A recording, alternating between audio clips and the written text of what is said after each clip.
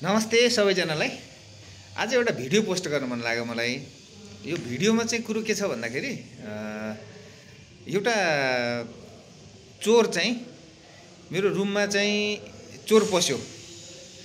अनि त्यो चोर चाहिँ ढोकाबाट छिरिसकेपछि रुम खुलै थियो।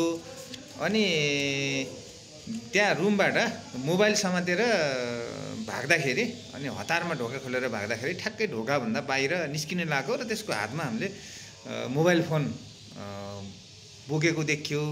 अनि त्यसपछि चोर चोर भनेर कराएर जाँदाखेरि पछि चाहिँ त्यो भाग्यो। अनि टोलको केटाहरू जम्मै मिलेर त्यो चोरलाई समाउन त सफल भयो। अनि केटाहरूले पनि दुई चार चाहिँ यसो झापड झापड हल्का माया गर्यो हैन। त्यो माया गरिसकेपछि नजिकैको बिटमा लगेर प्रहरीको जिम्मा लगायो। प्रहरीको जिम्मा लगाएपछि अब त्यो चोरले के होला त्यो नतिजा, त्यसले पनि अलिकति माया गर्नुभयो। फेरि जुत्ता फुत्ता फुकालेर अब हुन्छ हातपात के हो राम्रोसँग माया गर्नुभयो। अनि त्यो गरिसकेपछि अब मोबाइल पनि हातमै छ, सँगै छ, त्यो मोबाइल लगेको पनि थाहा भयो। त्यसपछि त्यसलाई चाहिँ अब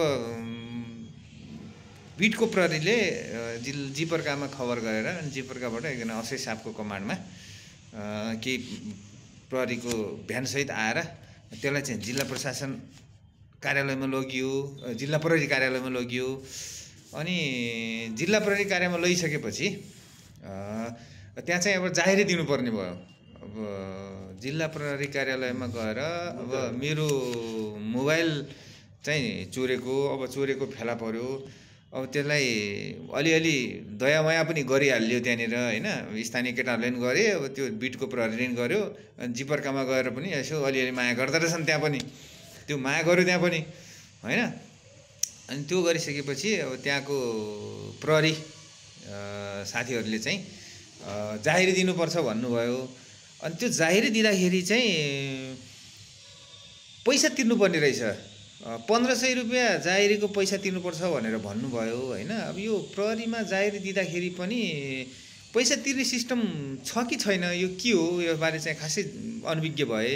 अनि त्यति हुँदा पनि पैसा तिर्नुपर्छ र भन्दाखेरि कहाँ 1500 हो भन्नुभयो र अनि 1500 नभइकन पछि चाहिँ 1000 रुपियाँ दिएर जाहेरी चाहिँ दिइयो। अब न त्यो पैसा तिरेको बिल पनि छैन, अब त्यो रसिदहरू केही दिनुस् न त भन्दाखेरि त्यो पनि केही पनि दिनु भएन। भनेपछि अब यो मलाई त्यो आधिकारिक सबै कुराहरू थाहा चाहिँ भएन।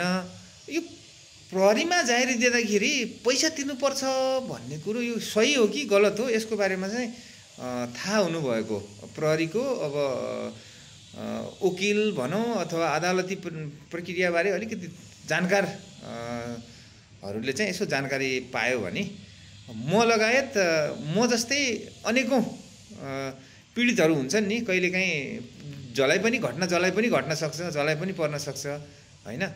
सबैलाई जानकारी पनि हुने थियो भनेर चाहिँ मैले यो भिडियो पोस्ट गरेँ।